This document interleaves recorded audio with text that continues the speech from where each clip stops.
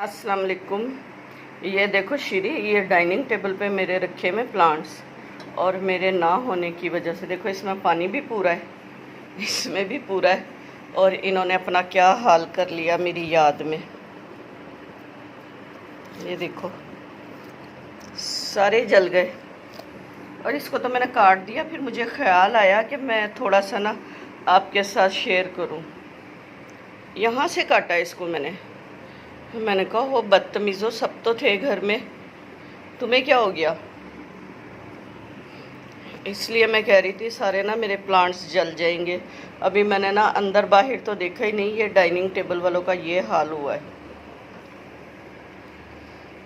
तो जनाब, कोई कहीं उदास है, कोई कहीं उदास है।